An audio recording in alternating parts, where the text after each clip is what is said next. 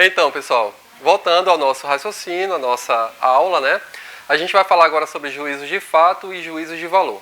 Então, a gente vai ver um pouco de uma forma mais rápida, né? Porque esse conteúdo ele é mais curto. E aí, tem algumas coisas que são interessantes para a gente pensar para o concurso, né? Nosso foco é como acertar as questões que, por acaso, né, eles cobrarem sobre juízos de fato e juízos de valor. Quando a gente fala de juízo de fato ou de valor, nós temos algumas palavras aqui. Eu já trouxe basicamente a definição, então, o que é juízo de fato, o que é juízo de valor. Quando a gente fala está nublado, está chovendo, caiu um raio, né? Estamos comunicando um fato observado por nós e é o juízo, né, proferido, é um juízo de fato. Então, quando a gente fala algo que você está observando, você está descrevendo algo que você vê, é um juízo de fato. Quando a gente, por acaso... Quando você viu ou quando já aconteceu? Então, eu vou chegar lá ainda, que tem uma característica desse aqui, porque tanto pode ser algo que aconteceu ou que vai acontecer. E ainda pode ser que seja verdadeiro ou falso. Mas eu vou chegar lá, porque senão eu vou te adiantar e vai ter uma partezinha que eu vou explicar agora como é que a gente pode pensar o juízo de fato. Nesse primeiro momento é quando você observa algo e você vai descrever exatamente como você está vendo. Então está chovendo. Alguém vai tá chovendo, você está vendo ali, todo mundo está vendo. Alguém vai discordar que está chovendo? Não, é fato. Então é fato que está acontecendo. Quando a gente fala, então, atribui um significado, um sentido, um sentimento ao que a gente está observando, aí é que vem o juízo de valor. Eu falo, o sol é belo. Então é lógico que a gente está vendo o sol, é um juízo de fato. Agora, quando eu digo o sol é belo, ou seja, tem um valor para mim, tem um significado para mim, logo é um juízo de valor. Eu falo, a chuva é boa para nós. Então estamos interpretando e avaliando o fato, o acontecimento, ou seja, proferimos um juízo de valor. Eu quero que vocês coloquem bem na anotação de vocês, e que vocês lembrem disso, né? Que juízo de fato, basicamente, ele é descritivo. Enquanto o juízo de valor, você vai fazer uma avaliação, você vai atribuir um valor para o que você está observando. Tá? Professor, mas tem outras características? Tem. Primeiro vamos falar de juízo de fato. Juízos de fato são aqueles que dizem o que é ou existe, o que dizem o que as coisas são, como são e por que são. Estão presentes no nosso cotidiano, na metafísica, nas ciências. Né? Temos a experiência empírica como parâmetro do juízo de fato. Juízo de fato é um acontecimento constatado por nós. Então, a partir do momento que você constatou algo, que aí é um juízo de fato, que pode ser no passado, presente, até mesmo você falar do futuro, desde que tenha uma probabilidade de existir. Essa é a diferença. O juízo de fato, ele pode falar algo que pode existir ou pode não existir. Por exemplo, eu vou passar aqui que tem um exemplo aqui. Eu falo, né, que em determinado lugar pode existir um tipo de animal. Possa ser verdade, pode não ser. Mas o fato é que eu estou falando algo com a probabilidade de existir. Então, a característica de um juízo de fato é que a existência dela pode acontecer. Diferente de um juízo de valor, que eu atribuo um sentimento para ela. Vamos continuar, tem um exemplo aqui, tá? Um juízo de fato pode emitir uma informação, afirmação verdadeira ou falsa, dependendo se o fato existe ou não. Um exemplo, se afirma existem leões no Pantanal. Pode existir? Pode. Não tem nenhuma lei dizendo que não pode existir. Tem alguma lei? Até mesmo a natureza vai falar, olha, nunca, a natureza não vai dizer que não vai existir leão no Pantanal. Então aqui eu posso dizer que algo pode existir ou não. A gente sabe que não existe, mas pode ser que venha a acontecer. Então, nesse caso aqui, ela pode passar uma informação ou afirmação verdadeira ou falsa, dependendo se o fato existe ou não. Certo? Podemos considerar como um juízo de fato? Sim, porque mais que a afirmação seja falsa, a pretensão era descrever algo real, mesmo não sendo que não seja verdade. Então, a intenção era descrever algo real. Então eu posso dizer, tem um elefante na Amazônia. Pode ser que não tenha, mas possa ser, há uma probabilidade de existir. Então, quando eu penso em algo real, é um juízo de fato. não é algo que vai que é cobrado nas provas. Eu trouxe algumas questões que basicamente eles não vão, só se eles quiserem confundir mesmo, né? Falar tipo, olha, colocar uma frase e falar se é um juízo de fato ou um juízo de valor, que é o mais comum nas questões, tá? Eles colocam algumas frases e perguntam para você analisar se é juízo de fato ou juízo de valor. E aí podemos considerar, aí olha só, juízos de fato são também denominados de juízos descritivos. Isso aqui é importante vocês anotarem, tá? Juízos de fato ou descritivos, eles podem trocar. Eles podem colocar, quero que vocês façam uma análise sobre se é juízo descritivo ou de valor. Vai estar certo. Porque a característica do juízo de fato é a descrição de um fato real ou observado por você, constatado por você. Então ele é descritivo, você vai descrever algo que você observou. Pois tem como característica fornecer informações da realidade.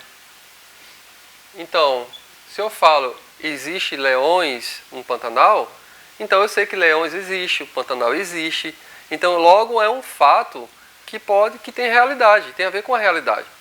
Eu não posso falar, por exemplo, tem um alienígena, né, aqui em Cuiabá. Pode até que exista, né? Mas tipo, só o fato de essa probabilidade ser tão pequena que a gente nem pode dizer que é um juízo de fato. Porque a gente nunca viu um alienígena, né? Pelo menos aí eu não vi. Alguém viu? Não, a gente supõe, porque tem um cinema que cria imagens e imagens, mas a gente não pode dizer que é algo real. Entendeu? Então, o fato, juízo de fato, tem a ver com a realidade, com algo real. Entenderam, pessoal? Essa é mais simples, né, de entender. Aí eu coloquei aqui. O que você observa na imagem? O homem chorando, e aí tem a imagem, a frase, o homem não chora. Juízo de fato. Tá aqui o homem chorando.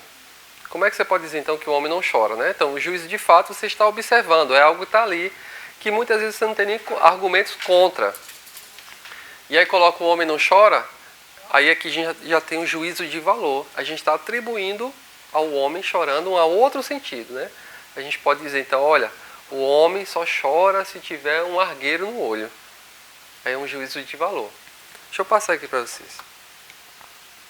Então, juízo de fato, né?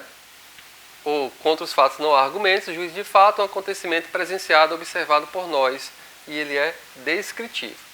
Basicamente, vocês lembrando disso, um fato observado por nós e como algo descritivo é o juízo de fato. Agora, juízos de valor. Os juízos de valor são avaliações, então a palavra que vocês devem marcar, avaliação, tá? Sobre coisas, pessoas, situações, e são proferidos na moral, nas artes, na política, na religião. Não se limitam a dizer como algo ou alguém é, mas se refere ao que devem ser. Então, basicamente, a palavra que vocês vão marcar, colocar na mente é juízo de valor, tem a ver com avaliações. Lembrando disso, vão acertar a questão. Tá? É lógico que as provas, as bancas, eles colocam um enunciado enorme que é para confundir. Eles colocam um enunciado, colocam questões lá que você só se atentar. Toda vez que falar sobre avaliação, como a gente avalia, como a gente julga, como a gente interpreta a subjetividade, estamos falando de juízo de valor. Ok? Mas é algo descritivo, presenciado por nós. A questão empírica, né, que é a observação direta. Aí estamos falando sobre juízo de fato. Ok? Quando falamos o sol é bom para todos nós, a lua é bela, o mar é revigorante, proferimos um juízo de valor. Um juízo de valor não tem pretensão de descrever a realidade, mas avaliar, então novamente, a palavra avaliar, como sendo bom ou ruim, belo ou feio, bem ou mal, certo ou errado, justo ou injusto. Então basicamente isso. Eles colocaram no edital, mas é bem sucinto esse tema. Porém, eles podem colocar mais questões, porque a banca não vai entregar uma questão, né, simplesmente por considerar pouco conteúdo. Mas os juízos morais de valor são normativos, tá? Então, outra palavra que vocês vão lembrar, além de avaliação, avaliativo, ele também é normativo. Por quê? enunciam normas que dizem como devem ser os bons sentimentos ou as boas intenções. Então, o juízo de valor, a gente só cobra eles a partir do momento que você considera certo ou errado. Então, se alguém faz alguma coisa na rua, na sociedade em geral, e aí você julga como algo ruim, é porque você proferiu um juízo de valor. E por que você considerou ruim? Porque são normativos. Porque o nosso juízo, ou seja, as regras morais que a gente acaba seguindo, faz com que todo momento a gente possa proferir juízos de valor. A gente está sempre analisando as pessoas e sempre julgando, avaliando e colocando elas contra as normas, né? Tipo, aquela pessoa, eu não gostei do que ela fez. Por que você não gostou? Porque isso não se faz. E por que isso não se faz? Porque é normativo, porque as regras dizem os bons costumes, né? Porque essa palavra é a favor dos bons costumes. E o que é o bom costume? É as regras morais, é a própria cultura que define, então, o que é bom, o que é aceito, o que não é aceito, o que é condenável, né? Então, são normas que determinam o deve ser de nossos sentimentos e de nossos atos, né? Então, colocar lá avaliação e normativos porque regula o nosso comportamento. E aí o nosso juízo de valor faz com que a gente possa estar avaliando o outro. Tem um autor, o Michel Foucault, que ele vai falar, tem um livro chamado Vigiar e Punir. E é um exemplo fantástico sobre juízos de valor. Nesse livro ele vai falar que a gente acaba julgando o outro e punindo o outro constantemente. Porque a gente acaba regulando o comportamento do outro. Então, toda vez que alguém faz alguma coisa que vai contra as normas, a gente julga e sentencia a pessoa. Como é que eu faço isso? O olhar de reprovação. É um exemplo. Se alguém faz alguma coisa, eu já olho com a cara feia, já torço o nariz, porque é para a pessoa perceber que ela está fazendo algo errado. Então a gente faz isso.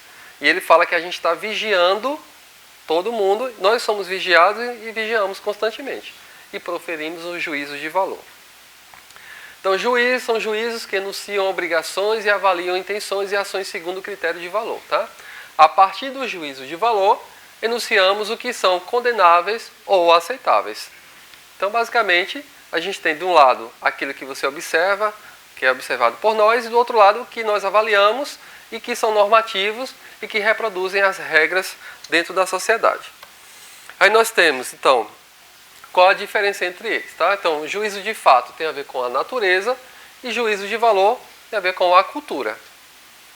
Resumindo de uma forma bem sucinta mesmo, toda vez que falar juízo de fato tem a ver com a natureza, ou seja, você vai descrever apenas o que você observa, e juízo de valor tem a ver com a cultura, que é a partir da sua avaliação e interpretação e como você acaba condenando ou não a pessoa de acordo com as regras morais. Tá?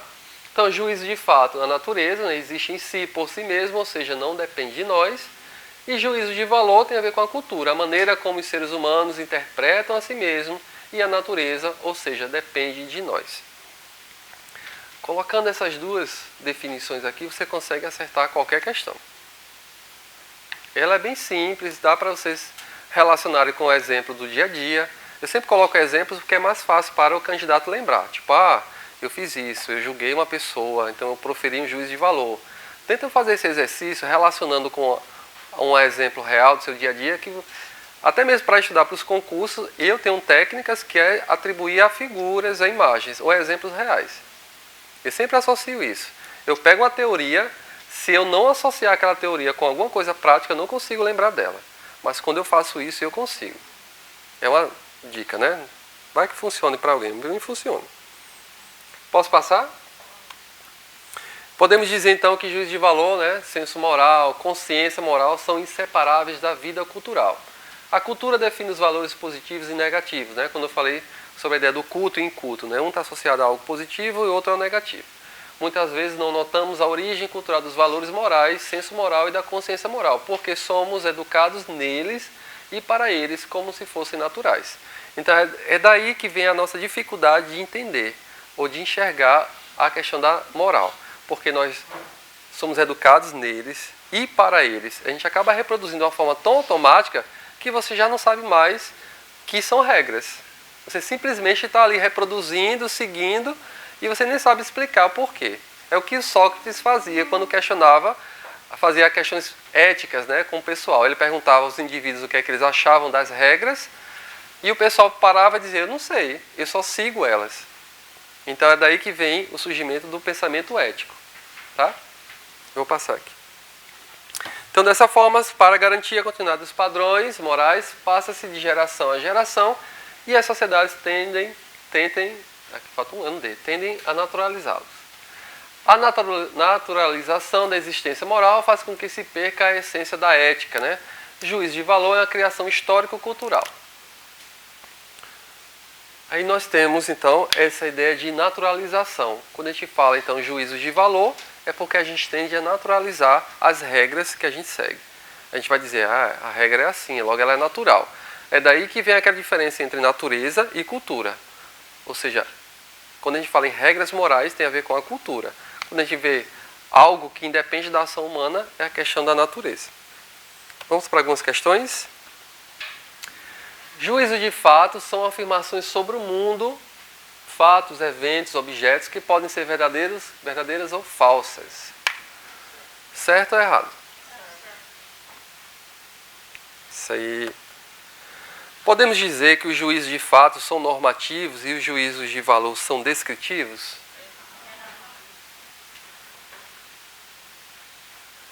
Isso aí. E agora? Aquela é fácil, né? Nossa, vem rapidinho, né? 1 segundo só a resposta. Juízo de fato e juízo de valor são atitudes que contrastam uma a outra. Em relação ao assunto, é correto afirmar que o juízo de valor não determina o deve ser das coisas. A B. Os fenômenos da natureza pertencem ao universo dos valores. A C. O juízo de fato depende da avaliação que os homens fazem das coisas ou de outros homens. A D. Os juízos de fato são tanto descritivos como normativos ou prescritivos. E os juízos de valor são interpretações ou avaliações que apresentam relação com a cultura dos povos. E? Todo mundo acha que é E? E, né? Rima.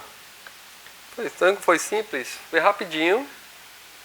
Juiz de fato e juiz de valor, ninguém vai errar, pelo amor de Deus e todos os santos, né? Ninguém vai errar.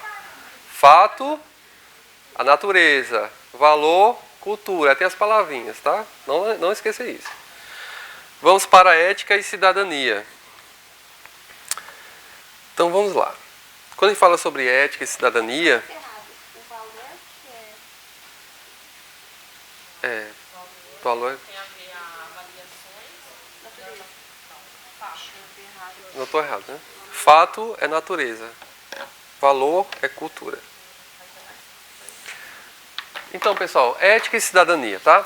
São dois conceitos presentes em nossa sociedade, estão relacionados com as ações e atitudes dos indivíduos e também a forma como interagem entre si na sociedade. Podemos dizer que a ética e a moral têm forte influência na cidadania, pois refere-se ao comportamento humano, à conduta do indivíduo em sociedade. Quanto mais fortes as bases éticas e morais, mais forte é a cidadania. Então, toda vez que a gente fala em cidadania, fala sobre cidadão, né? Eu acho que também, dentro do contexto dos concursos, né, tem que cobrar bastante sobre cidadania, inclusive as redações, né? Uma tendência agora é relacionar o que é ser cidadão, a cidadania, né? A participação, então, do cidadão dentro das questões políticas, né? Das discussões. Isso é muito forte, principalmente no campo educacional, no qual, né, a gente tem a ideia de como as pessoas poderiam participar mais das coisas, né, das decisões. E o que é ser cidadão? Quando a gente fala em ser cidadão, é lógico que a gente está pensando em direitos e deveres, mas não é só isso. Basicamente, né, a gente reduz a ideia de cidadania ou ser cidadão como aquele indivíduo que tem direito ou que goza dos direitos e deveres, principalmente porque está lá na Constituição. Mas afinal, o que é cidadania ou qual a origem etimológica da palavra cidadania, né? Vem do latim civitas, que significa cidade, e derivam termos tais como civilização, civilizado, civil, cívico, civilidade, né? Então, na Grécia, temos o termo correspondente a polis, né? Que dá origem às palavras político, politizado e polido. A gente pode dizer que a partir dessas duas palavras, os civitas e polis, é que nós temos a noção de cidadão como a gente compreende hoje. Enquanto um fala sobre a ideia da cidade, né, de civilização, civilizado, que tem a ver com a participação da pessoa, do indivíduo na sociedade, e o outro na Grécia, que é a polis, que dá origem à palavra político, né, ou seja, como o indivíduo participa da vida política. Juntando esses dois, nós temos então a ideia de cidadania. Olha, nós estamos aqui falando sobre o que é importante para a convivência humana, a participação de todo mundo para que a nossa convivência seja harmônica, e aí nós temos a ideia da política, como fazer uma política participativa. E é daí que vem então a ideia mais geral de cidadania. E a cidadania na Grécia, como era? Considerava cidadão apenas os homens livres, adultos, nascidos em Atenas e que tinham participação política. Então não era todo mundo que era considerado cidadão. Tinha que ter essas características. Homem, adulto. Então a gente já percebe que as mulheres não eram consideradas cidadãos, né? Aí nós temos outras questões. Nascido em Atenas. E daqui o pessoal que era de fora, né, os estrangeiros, não tinham também nenhuma garantia de direitos. Então você tinha que nascer em Atenas e tinha que ter obrigatoriamente a participação na política ou a participação nas decisões. Você tinha que ir para os debates públicos, tinha que dar suas ideias, suas opiniões. Daí é que você era considerado um cidadão pleno. Então tinha que ser homem, adulto, livre, nascido em Atenas e participar então das decisões políticas, né? A cidadania era exercida diretamente pelo cidadão ateniense com o direito de propor e aprovar leis. Quem não era considerado cidadãos?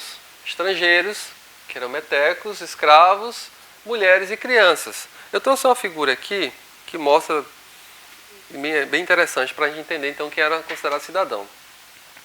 Nós temos aqui aqueles que não eram, né, cidadãos, sem cidadania, e aí é lógico que para você conseguir pular para o campo de ser considerado cidadão era impossível, né? Porque só depois é que a ideia de cidadão ele vai sendo ampliado, mas na Grécia era muito bem limitado. Então mulheres, escravos e os estrangeiros, eles não eram considerados cidadãos, ok? E aí em Roma, com o que era a cidadania em Roma? É um indivíduo que goza dos seus direitos civis e políticos de um Estado. Cidadania era usada para indicar a situação política que o indivíduo tinha ou podia exercer. A cidadania romana era atribuída somente aos homens livres, assim como em Atenas. Aí nós temos aqui, o cidadão romano tinha o direito a ser sujeito de direito privado, ao acesso aos cargos públicos e às magistraturas, a participação das assembleias públicas e as vantagens fiscais. Aqui nós temos que o direito ele já é bem mais amplo, né, do que na Grécia. Mas aqui nós temos também então a diferença ou a separação em quem era considerado cidadão e quem não era. Assim como na Grécia. Nem todo mundo era considerado cidadão. Nós temos a figura de pessoas que tinham que ser livres, né? Então o que é que permanece? Livres, tem que ser uma pessoa livre, tem que ser então considerado como, por exemplo, patrício, né, descendente dos fundadores, os plebeus, descendentes dos estrangeiros, e escravos, prisioneiros de guerra e os que não saldavam suas dívidas, né? Essas três classes é que pertenciam, faziam parte da Roma. Nós temos então aqui que os patrícios que gozavam de todos os direitos políticos, civis e religiosos. Isso gerou uma briga muito forte com os plebeus, porque eles eram considerados cidadãos, mas eles não tinham os privilégios que os patrícios tinham. Tipo, os patrícios, por serem, então, descendentes dos fundadores, eles tinham mais privilégio, tinham mais status, enquanto os demais eram considerados uma subcategoria. Tipo, eram considerados cidadãos, mas eram uma subcategoria. Eles não tinham direitos a participar, por exemplo, das decisões políticas. Eles deixaram que essas decisões fossem só delegadas aos patrícios, né? É daí que vai ter vários atritos a partir dessa ideia de que não, eu sou cidadão, mas eu não tenho direito a igual os patrícios têm, só porque eles são descendentes dos fundadores. É isso mesmo. Só porque eles eram descendentes diretos dos fundadores. Então eles eram considerados então uma categoria acima. Nós temos então na cidadania moderna direito natural ou justnaturalismo. Eu acredito que a prova que vai falar sobre cidadania, eles vão abordar essas questões, principalmente a cidadania moderna, a partir desses autores. Pelo menos eu acredito nisso, tá? Quando fala sobre direito natural, justnaturalismo, então, o Hobbes, o Rousseau e o Locke, né, são os caras considerados que deram uma grande contribuição para a cidadania. Principalmente porque ele fala sobre a ideia dos direitos naturais. Então, você, enquanto ser humano, você já é dotado de direitos naturais. Que direitos são esses, tá? Então, para Hobbes e o estado da natureza, o homem é o lobo do homem. Já vi questões que colocaram essa frase aí para você interpretar. A noção, o conceito de cidadania para Hobbes, a partir da frase o homem é o lobo do homem, define a cidadania. É confuso, né? Porque para Hobbes, quando ele fala o homem é o lobo do homem, é que o homem ele é egoísta. E ele tem tantos defeitos que ele pode se tornar o próprio predador do próprio homem. No sentido de que o homem é ruim por natureza. Ele nasceu ruim, ele é egoísta por natureza. Então, por isso que ele fala que o homem é o lobo do homem. Ele precisa de uma ajuda, ele precisa, por exemplo, do papel do Estado para que possa moldar esse comportamento e essa personalidade do homem que é considerado ruim. A sua natureza fez com que ele nascesse assim. Já temos uma outra definição do Rousseau que fala o bom selvagem. Ele fala, olha, nós nascemos naturalmente bons. A sociedade é que vai nos corrompendo. Você nasceu bom, você é muito bonzinho. A partir do momento que você vive em sociedade, aí você vai aprendendo o que não presta. Ou seja, você vai sendo corrompido. E aí nós temos o Locke, a teoria da propriedade privada como direito natural. Né? Ele fala, olha, nós temos direito, então, às propriedades. É um direito natural nosso. A gente precisa de propriedades para viver. A gente precisa de casa. A gente precisa, então, de espaço. É um direito natural. Esses três autores, eles são também chamados os contratualistas, porque para eles, todo esse estado de natureza é preciso fazer os pactos sociais.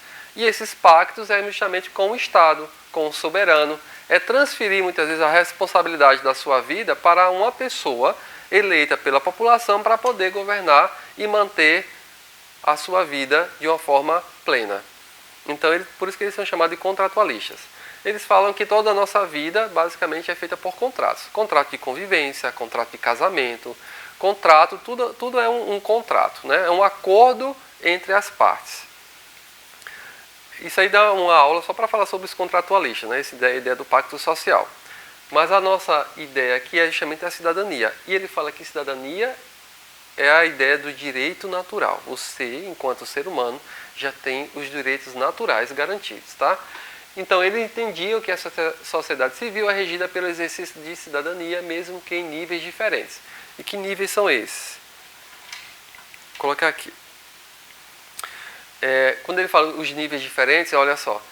Quando a gente transfere a nossa responsabilidade, a nossa convivência para o soberano, para o Estado, nós não estamos isentos da culpa. Então, a gente acaba dizendo que tudo que acontece conosco é culpa daquela pessoa que está nos governando. Por isso que ele fala que em diferentes níveis a sociedade ela vai mudando no entendimento sobre direito natural. Só que quando a gente delega muito direito para o Estado ele tem o direito sobre os nossos corpos. A ideia da punição, da prisão, até mesmo da morte, né? Em alguns casos, o Estado ele mata uma pessoa, principalmente no período medieval, que era colocar aquela pessoa ali, matar ela em praça pública e transformar ela num exemplo de punição. O Foucault, naquele livro que eu falei para você sobre vigiar e punir, ele começa o livro narrando um julgamento, né? Um cara foi condenado, foi julgado em praça pública, amarraram ele a parte dos seus corpos em cada cavalo, né? E cavalos em direções opostas e fizeram com que os cavalos corressem. E aí o cara foi destroçado em praça pública, e ele não morreu de imediato, ficou lá agonizando, mas eles pegaram aquele exemplo ali para dizer, olha, isso é o que acontece se alguém for contra as regras que existem. Então ele vai mostrando que quando a gente transfere também o direito, né, o nosso direito à vida para o soberano, ele acaba fazendo o que quer. Enfim, a cidadania significa, isso aqui é interessante vocês pensarem, porque pode ser que nas questões eles cobram, né, o que significa cidadania.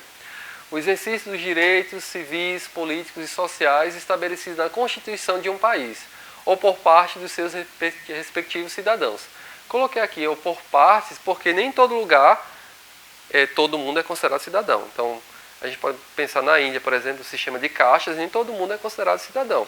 Tem aqueles, né, que nem é considerado na classe mais baixa, da baixa mesmo, né, os Dalits, né. Então, nem em todo lugar a categoria cidadão existe. Então, mas aqui entendendo que o Brasil, né, a partir do momento que você nasce, que você é registrado, você já é considerado cidadão. Então, para ser considerado cidadão, tem que ter um registro. O Estado tem que saber que você existe.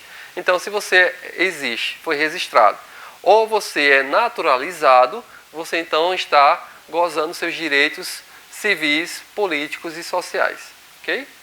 A condição do cidadão que vive de acordo com um conjunto de regras e leis pertencentes a uma comunidade politicamente e socialmente organizada e articulada.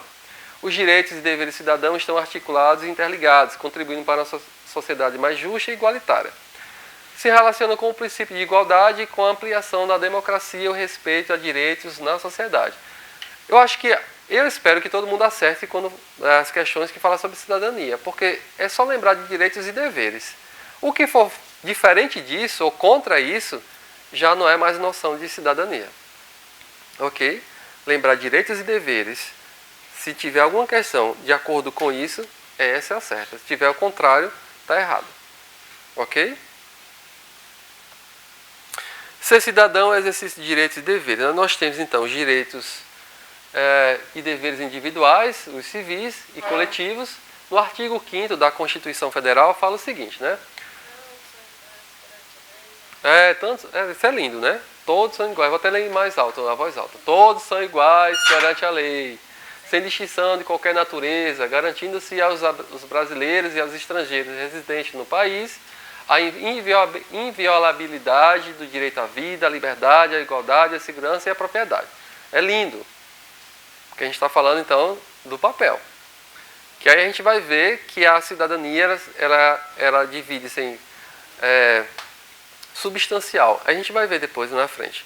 Que aí nós temos a cidadania, que é o que a gente entende que está no papel, que são os nossos direitos e deveres, que está ali de uma forma formal, e temos a outra, a substantiva, né? A substancial, que é o que a gente não tem na prática. Quando a gente vê aqui o que está na Constituição, a gente poderia dizer, olha, todo mundo, se realmente gozasse os seus direitos e deveres, principalmente os direitos civis, a gente teria uma outra condição. Possa ser que a banca coloque a Constituição? Sim, eles podem colocar então o artigo e pedir para vocês fazerem análise, ou então eles colocaram ao contrário. O que é cidadania de acordo com a Constituição Federal, no artigo, eles podem colocar isso e colocar do jeito na íntegra, né? Eles podem colocar na íntegra o texto. Então nós temos os direitos. O que foi que houve aqui? Os direitos sociais, né? São direitos sociais à educação, à saúde, à alimentação, ao trabalho, à moradia, o transporte, o lazer, a segurança, ou seja, é muito lindo. Tudo isso aqui é muito lindo quando a gente fala de direitos sociais, tá? Que está no artigo 6º. Então, a gente tem a ideia de que quando a gente fala em cidadania, os nossos direitos e deveres deveriam ser garantidos, tá? Quando a gente fala a garantia, é aí que está o problema maior. A cidadania, ela é cobrada, mas quando a gente fala em garantir os nossos direitos e deveres, aí há uma lacuna que ela não é preenchida, né? Porque nós temos uma divergência aí entre o que está na lei e o que está sendo colocado em prática. Aí nós temos os direitos políticos, que a soberania popular será exercida pelo sufrágio universal e pelo voto direto e secreto, com valor igual para todos e nos termos da lei. O que eles podem colocar aqui é a palavra sufrágio, tá? Que é a participação política, né? Sufrágio quer dizer isso, a participação política, a sua decisão e a sua autonomia de escolher o candidato, quem você vai votar. Então, eles podem pegar essas palavras justamente para confundir, né? Mas toda vez que a gente falar sobre os direitos políticos, essa ideia de soberania popular, que nós somos obrigados, né? Então, aqui nós temos o direito e o dever. Se por acaso eles perguntarem quais os nossos direitos e deveres políticos, né? Porque aqui nós somos obrigados a votar. Então ela se tornou um dever, não só um direito. Nós temos direito a escolher o nosso candidato, né? A ideia de você não falar para ninguém quem você votou, mas você é obrigado. Então, é um direito e um dever. E a ideia do sufrágio universal, né, que todo mundo tem direito, e aí pelo voto direto e secreto com valor igual para todos e nos termos da lei. Aí nós temos agora, que é essa parte aqui, que fala sobre as leis, o que é preciso para viver em comunidade. Nós temos então, da origem, né, da palavra lei, vem do lex, que pode estar associado ao verbo legere, que quer dizer juntar, colher, reunir. Marco Túlio, né, aponta que a lei é o melhor caminho a ser trilhado pelo cidadão. Para Tocqueville, eu coloquei esses autores aqui só para... Possa ser que eles coloquem um autor que fale sobre a lei, que fale sobre a convivência humana. Então, é importante ter uma noção. Lembrando que esse material está lá no site também para vocês baixarem, está todo mundo lá no portal, certo? Para Tocqueville, que ele discutiu a cidadania pela ótica do espaço urbano, né, de interesse geral, e o espaço privado, restrito a indivíduos. Então, é interessante que o Tocqueville coloca que a cidadania vai surgir a partir de convivência, né, em grupo, a partir também desses espaços considerados público. Então, se é público, é de todos nós. E que se é de todos nós, temos que ter consciência sobre esses espaços, da preservação, do respeito, né, ao outro, a ideia de que a própria ética ajuda a gente a pensar como eu devo me comportar nesses espaços. Esse espaço, ele é meu, ele é seu, ele é do outro. Então, o que é que eu preciso fazer para conviver harmonicamente nesses espaços? E aí nós temos, então, essa ideia de que no espaço público, né, é do interesse geral, ou seja, você tem que pensar nesse espaço, diferente do espaço privado, que é restrito ao indivíduo. Ou seja, você faz o que você quiser na sua casa, mas já na rua, você já não faz o que você quer, né? Você tem, então, as regras ali controlando o que você deve fazer. Para Tocqueville, vale pensar a cidadania entre as duas esferas, a pública e a privada. Torna-se possível entendê-la como um conjunto de direitos e deveres na convivência coletiva, tá? Então, se por acaso falando sobre Tocqueville, a frase que vocês devem lembrar é a convivência coletiva. Ele vai falar sobre espaço público, pensando na convivência coletiva, tá? Já para a filósofa Hannah Arendt, definiu a esfera pública como um mundo comum, e isso implica respeito e responsabilidade ao que é de todos, ou seja, uma atitude ética, tá? Então a Hannah Arendt, ela fala da esfera pública como um mundo comum. E esse mundo comum pede uma atitude ética. Você tem que ser um indivíduo ético, porque quando a gente fala no mundo comum, o mundo para todos, a gente tem que ter um pensamento ético, uma postura ética, porque senão a gente vai ter só atritos e guerras. A partir dessa concepção é que ela vai dizer, olha, a ética é tão importante que até para a gente pensar no espaço coletivo, a gente tem que ter ética. Imagina, numa praça, ou numa rua, a gente passando e batendo nas pessoas. E aí cada um vai batendo e não pede desculpa, ou não pensa, se eu bater, o que é que vai acontecer? Então esse pensamento de como eu devo me comportar na rua já é um pensamento ético, uma atitude ética. Uma outra questão, a cidadania pode ser formal ou substantiva. A banca também pode colocar isso. Se eles quiserem complicar a vida do candidato, eles podem fazer uma salada mista entre cidadania formal e substantiva, ou substantiva. O que quer dizer cada uma delas? A cidadania formal é aquela que se refere à nacionalidade de uma pessoa, ou seja, ao qual estado ela pertence. É um direito internacional e que indica a nacionalidade ou pertencimento do indivíduo a um país. Exemplo, uma pessoa portadora de cidadania brasileira. Então essa formal é o que eu falei antes. Você nasceu, você é registrado, você faz parte de um país, tem uma nacionalidade, você já é um cidadão, reconhecido um cidadão e é dotado de direitos e deveres. Isso é a cidadania formal. A palavra que vocês vão lembrar para responder a questão, a ideia de cidadania é a nacionalidade. Você nasceu em um país, então você vai gozar daqueles direitos. Um exemplo é quando você sai do Brasil e vai para outro país, se você faz alguma coisa, que aqui pode ser considerado normal e lá é diferente, né, a questão cultural, você vai ser punido. E aí, quando você é preso lá, a embaixada brasileira é acionada. Porque você não é uma pessoa qualquer, você é um cidadão brasileiro. Então o papel, né, da embaixada também está ali para auxiliar o cidadão brasileiro. Porque você é um indivíduo, cidadão brasileiro, dotado de direitos e deveres. Já a substantiva é ligada ao exercício dos direitos civis, sociais e políticos, a luta por seus direitos e deveres. Enquanto a formal você já está lá com seus direitos garantidos, a substantiva tem que haver a luta, porque uma coisa está no papel, está muito bonitinho, está escrito, está lindo lá. Mas na prática, será que ocorre? Será que na prática nós temos tudo que está lá na Constituição realizado? Não. A gente precisa lutar para que isso ocorra. É daí que vem essa ideia da cidadania substantiva. Você vai para a luta, né? Então o Marshall aponta que a ampliação dos direitos civis, sociais e políticos ganharam corpo com o fim da Segunda Guerra Mundial. A Segunda Guerra Mundial, aconteceu tanta coisa, né? Principalmente contra os seres humanos, que a partir disso vão se pensar sobre as leis ou sobre os direitos humanos, né? Também.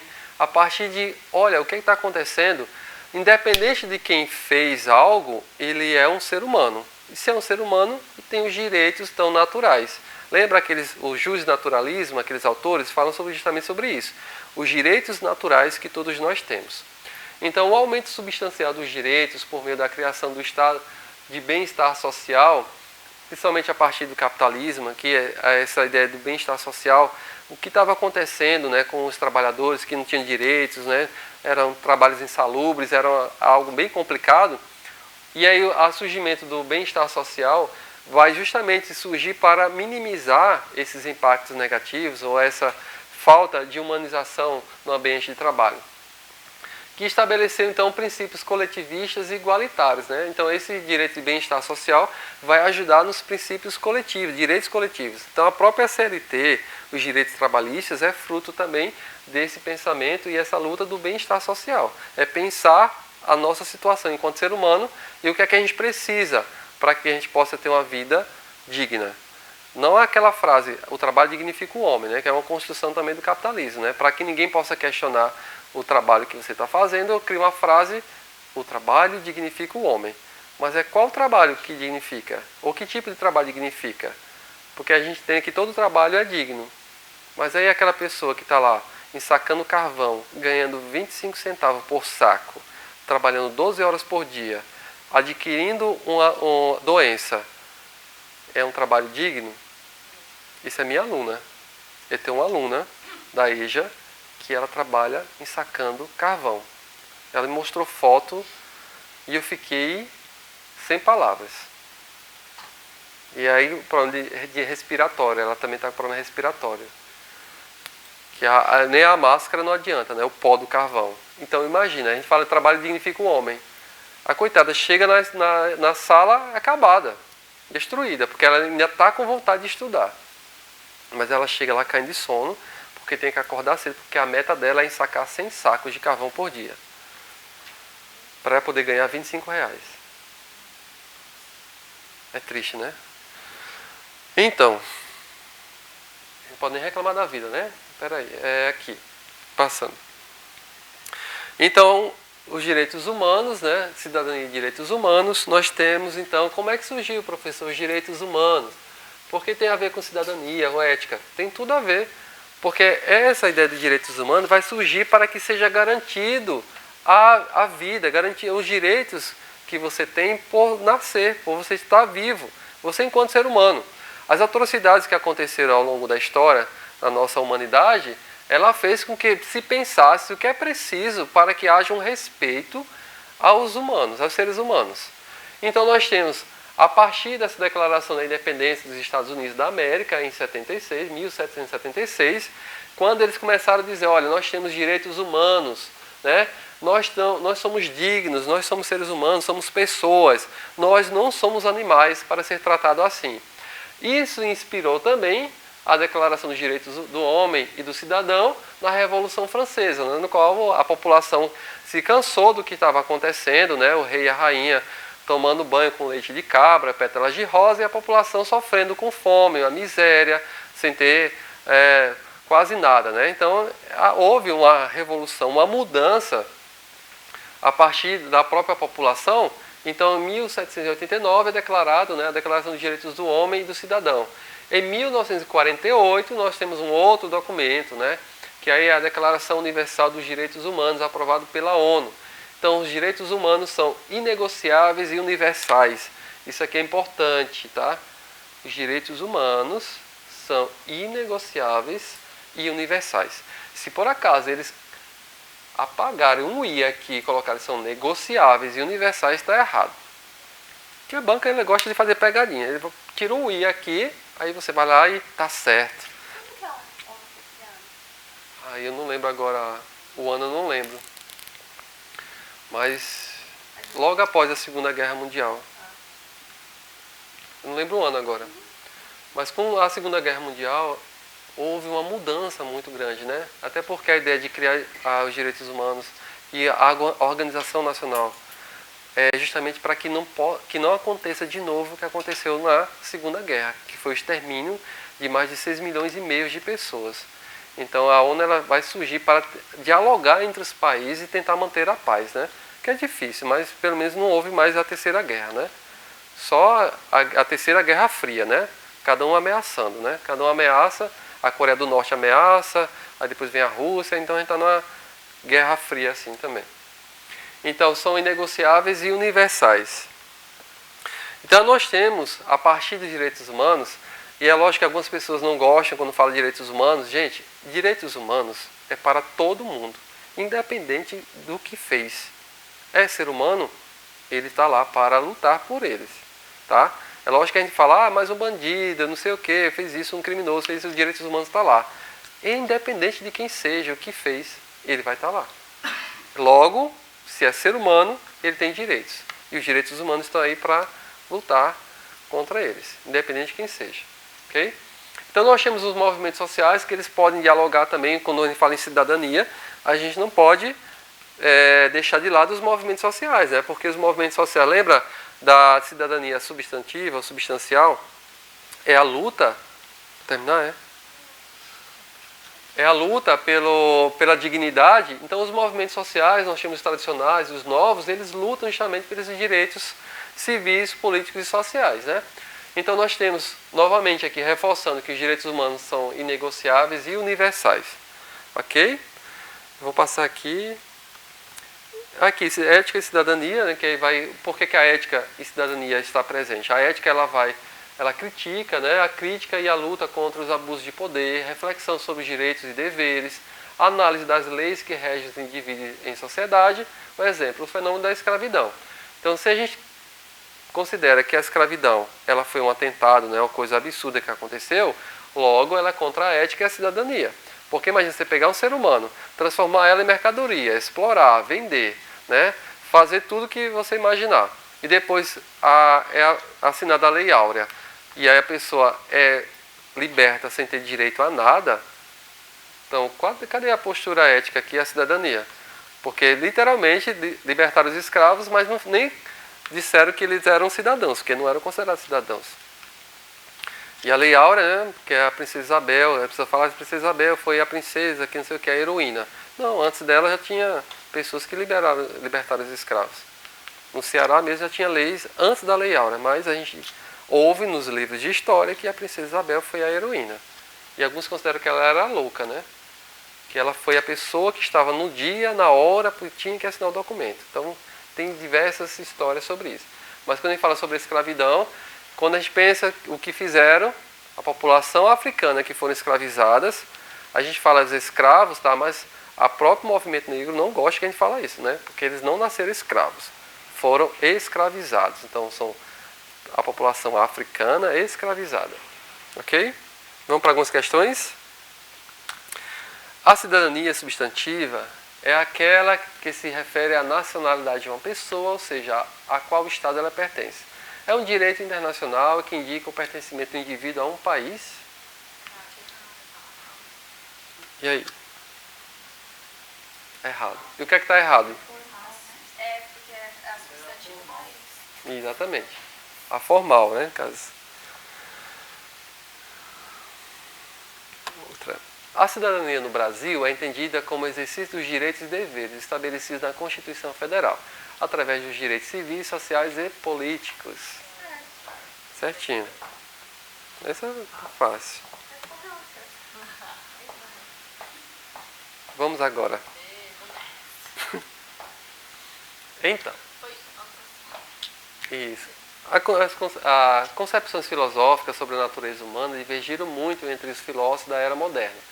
Para Thomas Hobbes, o ser humano é naturalmente egoísta, preocupando-se apenas consigo mesmo.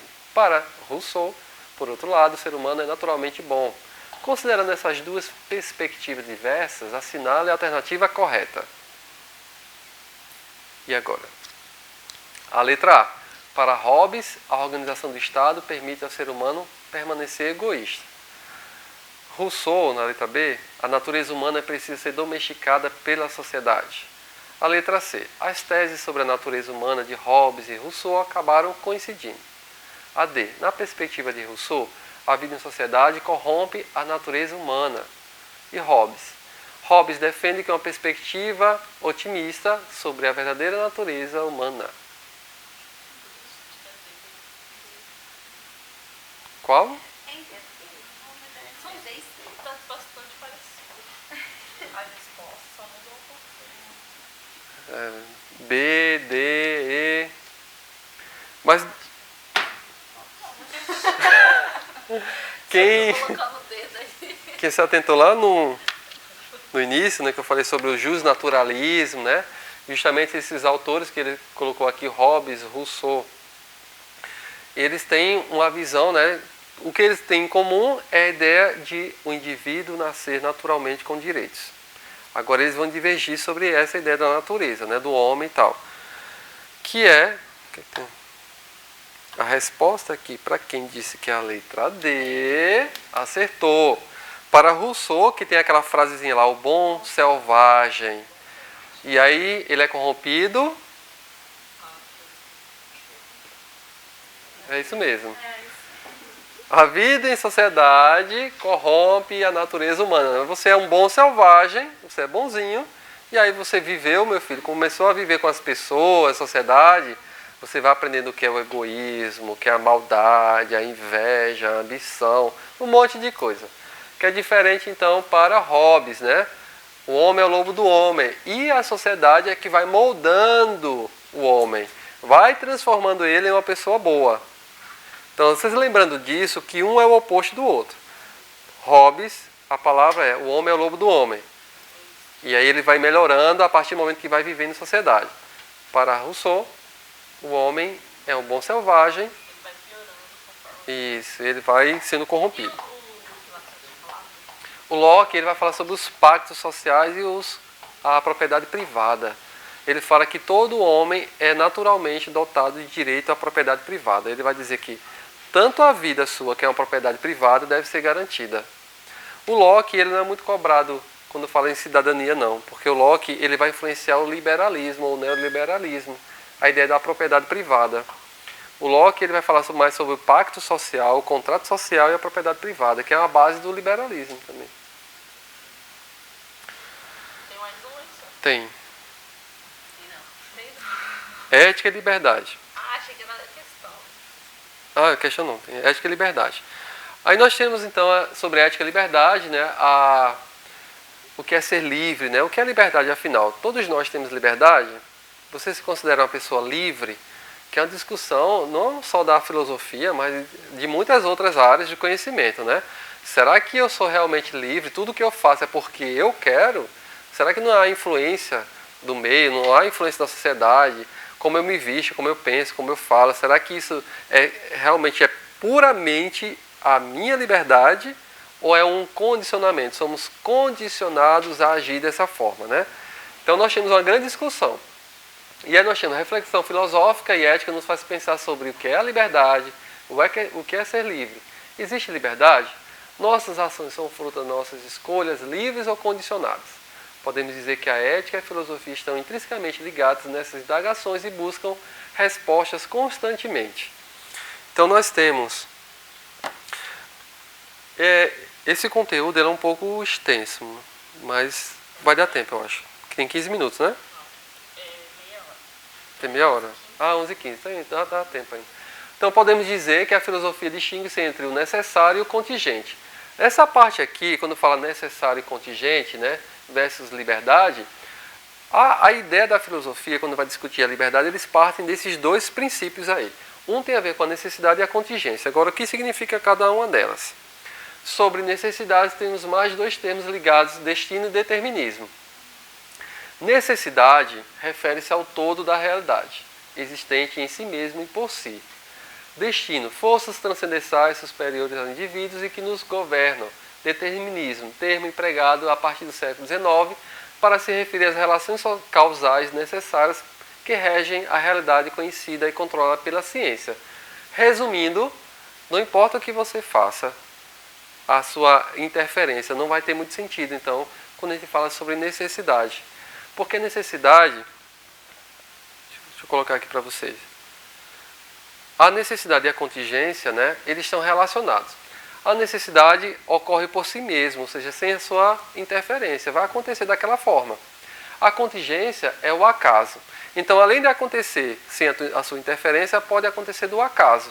O acaso é aquela coisa, eu estava andando na rua, por acaso eu achei R$100. Aí você fica, nossa, realmente é o acaso, né? Não tinha como eu prever isso, né? Não tinha como prever. Aí por isso que então nós temos sobre contingência ou acaso, e significam que a realidade é imprevisível e imutável. Ou seja, você não ia prever que ia achar R$100. E aí, olha, o meu destino era ir para casa, eu achei R$100, já mudei. Ou seja, é mutável. Já vou ali comprar algumas roupas, já vou comprar alguma coisa que estou precisando. Isso é um caso real, tá, gente? Eu achei R$100. Foi o acaso, né? Foi você? Próximo mês, próximo pagamento eu te dou, tá bom? Que eu já gastei. Então, impossibilitam deliberação e decisões racionais, elementos constituintes da liberdade. No mundo regido pelo acaso, não há liberdade. Então, tanto necessidade como contingência, que é necessidade, fatalidade, determinismo, significa que não há lugar para a liberdade, porque o curso das coisas e de nossa vida já está fixada. Agora, olha só, dentro dessa concepção, há muitas pessoas acham que a nossa vida ela já está assim, não tem como mudar. É você aceitar, não tem aquela frase, aceita que dói menos, né? Parece que não importa o que você faça, não vai mudar a sua situação. Então, a contingência e acaso significa que não há a liberdade, porque não há como prever o curso das coisas de nossas vidas. Exemplo da necessidade oposta à liberdade. Então imagina aqui, a mulher negra, né, a mulher negra numa família pobre, numa sociedade machista, racista e classista. Ela pode interiorizar que não há mudança para a sua vida. Ela pode aceitar, dizer, olha, a minha vida aqui, essa necessidade que eu tenho, ou seja, é assim por si mesmo, ou seja, eu já nasci numa família assim, eu sou mulher, sou negra, numa família, numa sociedade machista, racista, então eu não tenho muitas possibilidades. E o indivíduo acaba achando realmente que não há, então, liberdade nenhuma. Ela já está meio que condenada, entre aspas, a viver daquela forma. O outro exemplo da contingência oposta à liberdade é uma mulher grávida numa época de epidemias. Então, de repente, ela foi contaminada por essa epidemia. Ela não ia contar com isso, porque ela aconteceu num acaso, que recebe o nome de contingência. Então, necessidade é a ideia de algo acontecer em si mesmo e a contingência é o acaso. Tudo isso quer dizer que não há espaço para a liberdade. Tá? Tudo que eu falei agora, resumindo, é dizendo não há liberdade. Porém, entretanto, todavia, sendo assim, nós temos umas outras teorias. Né? As teorias éticas buscam confrontar o problema da necessidade da contingência, definindo o campo da liberdade possível. Então, enquanto os outros diziam que não há liberdade nenhuma, a ética ela já vai dizer que há sim, desde que você faça uma reflexão. Como afirma então Sartre, né? Nós, o que importa não é saber o que fizeram de nós, e sim o que fazemos com o que quiseram fazer conosco. Uma frase bem filosófica, né? Professor, eu entendi tudo. O que quer dizer essa frase?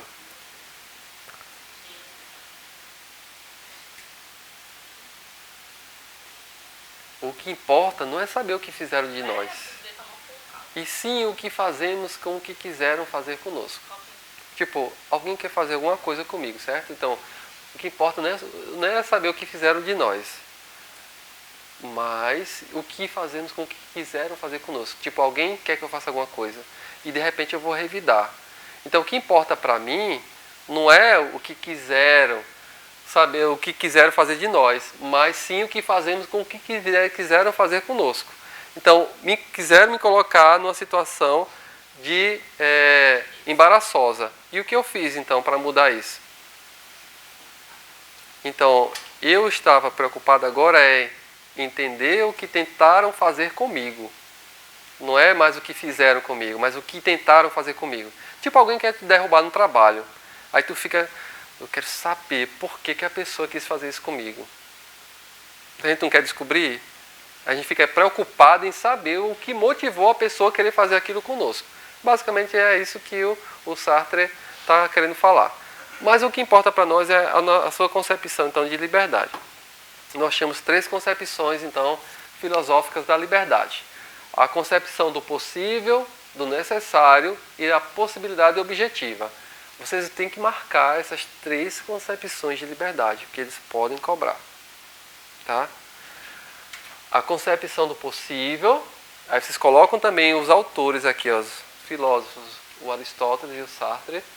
A concepção do necessário, principalmente a ideia do estoicismo, né, uma linha de pensamento, Spinoza e Hegel.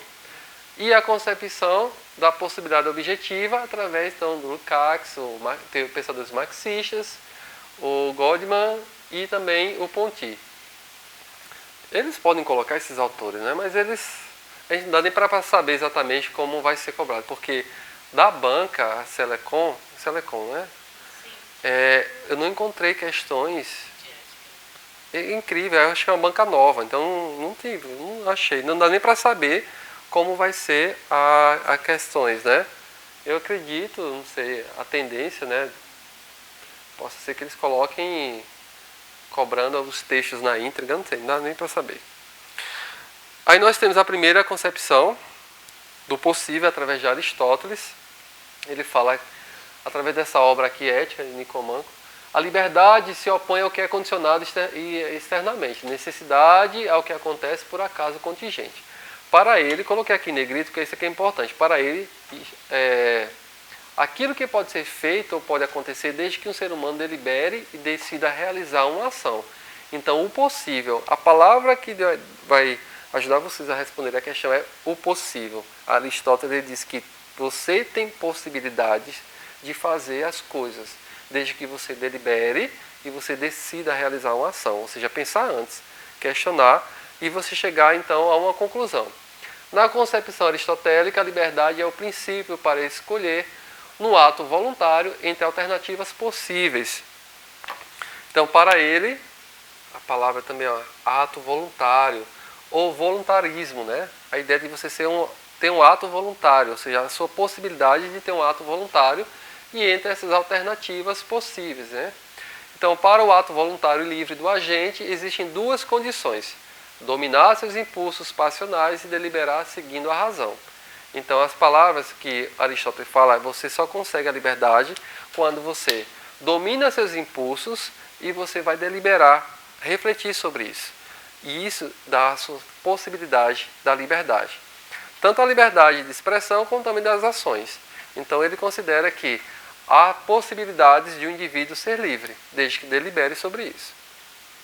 Resumindo, é isso que Aristóteles está falando. Ok? Então, o Sartre fala o seguinte, em sua obra O Ser e o Nada, a liberdade é a escolha incondicional que o próprio ser humano faz de seu ser e de seu mundo. Para ele, conformar-se ou resignar-se é uma decisão tão livre quanto não se resignar nem se conformar. Toda e qualquer decisão que tomamos e toda qualquer ação que realizamos são livres. Sartre afirma, estamos condenados à liberdade. Não podemos escapar da liberdade. Ele fala que nós somos naturalmente livres. E o que fazemos na nossa vida são as nossas escolhas. Mas nós estamos condenados à liberdade. Você nasce livre. Aí é lógico que depois que você nasce, você vai sendo controlado. Você vai sendo controlado e a sua liberdade é colocada em xeque. Tá? Tem questões que colocaram essa frase mesmo, estamos condenados à liberdade. E pedem para você fazer uma análise sobre essa frase do Sartre. Né? Por que significa então estar condenado à liberdade? Nós somos naturalmente livres. Nós estamos condenados a escolhas. Ele fala, nós estamos condenados a toda hora escolher. A nossa vida é feita de escolhas, então você está condenado à liberdade. Enquanto o sujeito livre, você tem escolhas. Professor, mas todas as escolhas, todas. Até aquela que você não pode fazer fisicamente, mas mentalmente, você está lá fazendo escolhas. Tá? Tem mais coisas aqui. A concepção do necessário. Nós temos o estoicismo, né? Spinoza e Hegel, né? Compartilham da ideia aristotélica de que a liberdade é agir sem ser forçado. Eles se distanciam da ideia aristotélica a não se situar a liberdade no ato da escolha voluntária. Afirmam que alguém age livremente porque age necessariamente. Necessário é tudo que age apenas pela força interna de sua própria natureza. Ele fala que, os dois falam, que nós agimos porque a nossa força interna, ou seja, nosso ser, a nossa essência, ele impulsiona a gente a agir livremente. A nossa liberdade é impulso da nossa natureza. Né? O outro lá que a gente viu, que fala sobre, olha, nós nascemos então, estamos condenados. Né? O Sartre fala, estamos condenados à liberdade. E aqui fala que tanto o Spinoza e o Hegel falam que nós somos necessariamente livres, porque a nossa natureza, ela impulsiona a gente para agir assim. Então, para eles, ser livres é seguir necessariamente as leis da nossa natureza racional, sem ser forçado ou coagido por algo exterior. Tem muitas críticas, né, sobre isso, porque fala, olha, até parece que nós temos uma liberdade tão plena que é independente das nossas escolhas. É muito redundante, né, ou simplista demais falar que nós somos, então, livres e não agimos sem ser forçado ou coagido por algo exterior. Há algumas críticas justamente sobre isso. Aí nós temos a concepção do necessário ainda sobre Spinoza e Hegel. Spinoza fala o seguinte: o homem livre é aquele que age como causa interna, completa e total de sua ação, decorrente do desenvolvimento espontâneo da essência racional do agente. O indivíduo livre age por necessidade de sua própria essência, o que eu acabei de falar anteriormente. E para Hegel, o ser humano livre aparece na história e na cultura sob duas formas. Essa aqui é um pouco diferente, né? Porque além de ele colocar a liberdade como algo livre, né, e aparece na história e na cultura, tem duas formas. A primeira ele diz, olha, você se torna livre quando há uma vitória da cultura sobre a natureza. Você, então, a cultura, você enquanto ser humano, você nasce com algumas tendências. Quando a cultura vence a natureza, você vai seguir essas regras. Mas essa regra, ela supõe que você vai ter liberdade para fazer o que você quer, que eu acho muito contraditório, né? E a segunda é a consciência de si, dotada de livre-arbítrio e o surgimento da individualidade racional. Aqui tem a ver também com a filosofia cristã. Ele vai dizer que com a filosofia cristã, a gente vai entender agora a ideia do livre-arbítrio, né? Você é um indivíduo dotado de livre-arbítrio, você tem capacidade de escolher livremente as coisas, né? Então é uma influência da filosofia cristã. A igreja, a religião, ela vai dizer que o indivíduo é livre, desde que siga as regras. Basicamente é o que Hegel está falando. O indivíduo é livre, desde que siga as regras que a cultura venceu, a natureza, e que você entenda que o livre-arbítrio ela é possível, seguindo as regras. Ok? Oi? No caso, então, Aristóteles fala que é tudo possível, né? É. O segundo já fala que a pessoa é livre. É uma necessidade. A segunda concepção fala da necessidade, ou seja, nós temos automaticamente uma necessidade e a liberdade. Tudo que a gente faz é porque não é escolha exatamente, a nossa necessidade pede isso. Já os dois últimos já falam da natureza. Então, a natureza, enquanto o Spinoza fala, o indivíduo age livremente por conta da sua essência. Então, a palavra mais correta vai ser a essência, para a gente dizer a natureza e a essência. porque naturalmente nós somos livres e a gente vai agir conforme a nossa essência. Então a gente tem as possibilidades, as necessidades e a essência ou natureza, como você colocou. Pensando dessa forma, acerta as questões, certo? Possível, possibilidades, necessidade, essência ou natureza. Deixa eu passar aqui. A concepção da possibilidade é objetiva. Nessa aqui nós temos esses pensadores, né, o Lukács, o Goldman e o Ponty. A liberdade é a capacidade para perceber tais possibilidades e o poder para realizar aquelas ações que mudam o curso das coisas, dando-lhe outra direção ou outro sentido. O possível não é apenas alguma coisa sentida subjetivamente por nós, é sobretudo alguma coisa existente objetivamente. Então, resumindo aqui, nessa concepção, eles conciliam as outras concepções entre o necessário, entre o possível, e ele fala que, olha, a nossa escolha, a nossa liberdade não é só uma questão subjetiva, ela também é uma questão objetiva. O que você quer fazer é uma questão de o que você tem como objetivo da sua vida. Então, toda a minha ação, ela é pensando em alcançar um objetivo.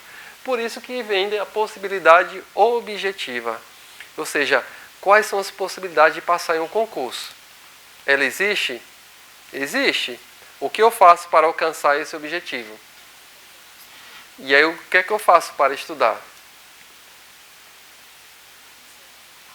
Então, eu tenho que estudar. O que é que eu vou fazer para estudar? Tenho que ir para o cursinho, tenho que ir em casa, ficar em casa, tenho que organizar meu horário, meu tempo, que material, dedicação. Está vendo que é um monte de escolhas e pensamentos? Você tem que escolher, tem que organizar. Então, ele junta os dois, né? Tipo, o que é necessário para passar em um concurso? Quais são as possibilidades? É da minha essência querer ser concursado? Então, eu tenho um objetivo? Então, vocês pegando esse exemplo, vocês conseguem entender, colocar de uma forma prática essa teoria. Entre a minha necessidade, as minhas possibilidades, a minha essência para alcançar um objetivo. Resumindo de uma forma prática, é essa a concepção entre ética e liberdade. E aí a nossa escolha, a nossa reflexão está a todo momento. O que é que eu faço para passar? Entendeu? Eu vou então ter que estudar muito, eu vou anotar, eu vou fazer o quê? Ok? Aí nós temos essa parte aqui que fala sobre vida e morte. Eu coloquei porque está lá e faz parte desse conteúdo, né? Falando que a própria morte, ela acredita que você, para ter liberdade, né, teria que passar pela sua vida plenamente. Para você ser considerado um sujeito livre, a sua vida tem que ser honrosa. Então, se você morreu de uma forma precária, então você não teve uma vida honrosa. Isso é uma forma também de pensar. Alguns autores pregaram isso, né? E essa teoria dos filósofos existencialistas, né, afirmavam que a existência precede a essência e que nossa essência é a síntese de toda a nossa existência. Ou seja, a existência precede a essência. Você existe, depois que você existe é que você vai, então, aprender as coisas. E a sua essência é fruto do que você aprendeu, as experiências que você adquiriu. A ética é o mundo das relações intersubjetivas entre o eu e o outro como seres conscientes, livres e responsáveis. Spinoza afirma que os sujeitos livres são aqueles que agem com generosidade e sempre de boa fé. Agir eticamente. Então, para você agir eticamente dentro da liberdade, é você ter boa fé e generosidade. Eu trouxe algumas questões para a gente praticar e finalizar a nossa aula. Ah, não. Ah, não acredito nisso. Ah, já ficou junto. Eu vou ficar segurando aqui, que eu quero que vocês... Ah, não. O próximo também tá? Não, eu acho que não. Tá sim, ó. Ah, você está olhando para cá, não pode olhar. Aqui é o lugar que não pode... Deixa aqui. Ah, agora pode olhar. Então, vamos lá. Já está a resposta aqui. Ah, não vai ter graça, né? Fala-se muito nos dias de hoje direitos do homem. Pois bem, foi no século XVIII, né, em 89 e tal, que uma Assembleia Constituinte produziu e proclamou em Paris a Declaração dos Direitos do Homem e do Cidadão. Essa declaração se impôs como necessária para um grupo de revolucionários, por ter sido preparada por uma mudança no plano das ideias e das mentalidades, o iluminismo. O iluminismo e os reis filósofos, né? São Paulo, esse aqui não. Isso aqui é a bibliografia. Correlacionado temporalidades históricas, e o texto apresenta uma concepção do pensamento que tem como uma de suas bases a...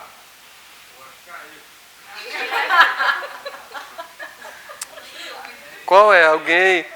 Alguém mais quer chutar? Eu acho que vocês vão errar. Estou achando que vocês vão errar. Não é a. Peguei você. Então, modernização da educação, é lógico que é a letra E, né? Universalização do princípio da igualdade civil, né? Lembra que os direitos humanos são inegociáveis, exatamente. Vamos ver a outra, não é possível que a outra também. Mas não estava assim não. Ai, que droga. Não estava assim não, vou pegar João. Foi João que corrompeu o meu slide. A liberdade... Ai, não tem graça, eu queria pegar vocês. Tá bom aqui, vai que alguém nem viu aí. A liberdade é a escolha incondicional que o próprio homem faz de seu ser e de seu mundo. Em outras palavras, conforma-se ou resigna-se de uma decisão livre, tanto quanto não se resignar nem se conformar, lutando contra as circunstâncias. Qual é o filósofo autor desses conceitos sobre liberdade? Mais alguém tem algum palpite? Dá. Então, por isso que não foi legal aparecer a letra B aqui, porque eu queria que você se confundisse, entendeu? Professor, não tem mais questões, não? Tipo assim, sei lá, guardar. No simulado. Vocês fizeram simulado, não? Domingo passado teve um simulado. Sim. Não, eu tinha mais questões para Mais mandar. questões, se eu mandar, tipo assim, mais 10, mais 15. Então, eu mandei, tem 20 questões ao todo no simulado. Vamos simular? Sim. É porque vai ter outro simulado. Não teve domingo agora, não? Teve atrasado. Vai ter outro, eu mandei mais 10 questões. Sem ser esse domingo, no outro tem Dia mais. 8 tem. E vai ter o aulão de véspera também, né? Aí eu vou trazer só questões, não vou trazer nada de teoria, não. Vai ser só questões. Hã? Tem, né? Só que não vai ser as questões do simulado, não, né, professor? Hã? No aulão não vai ser as questões do simulado. Não, é inédita, são diferentes, né? Então aqui, dá para confundir, né? Nós vimos que Aristóteles, nós vimos que o Sartre, né? O Kant, Locke e tal, e o próprio Hegel também, né? A gente dá para ter uma confusão. Agora, quando a gente olha lá para o enunciado, que é o enunciado é que vai ajudar vocês a responderem, né? A liberdade é a escolha incondicional que o próprio ser humano faz de seu ser e de seu mundo. Em outras palavras, conformar-se ou resignar-se em uma decisão livre, tanto quanto não se resignar nem se conformar, lutando contra as circunstâncias, né? Então, o Sartre fala que nós estamos condenados à própria liberdade. E aí, lá no slide anterior, eu coloquei, então, o nome do livro.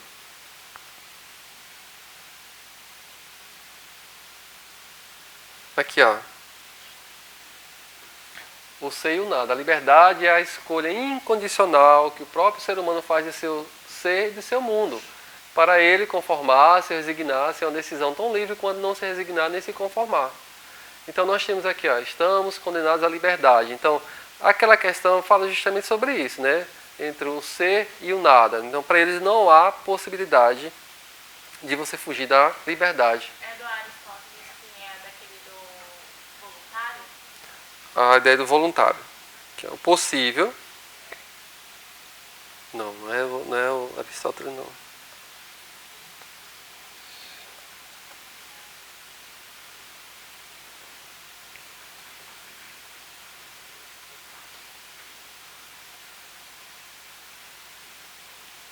É voluntário mesmo, é Aristóteles mesmo aqui, ó. É um ato voluntário, é a possibilidade, né? É possível e é um ato voluntário. A partir do momento que você faz o quê? Deliberar, você vai pensar sobre as suas ações. Então tem que ter esse processo de você fazer uma deliberação, dominar seus impulsos, para poder então você ter uma postura ética com base na liberdade. Pessoal, acho que já encerramos por hoje. teremos então o simulado com mais questões inéditas, e aí teremos o aulão de véspera também, certo? Então estudem bastante, façam as revisões, façam as leituras, e a gente vai se encontrar no aulão de véspera. Ok? Até mais.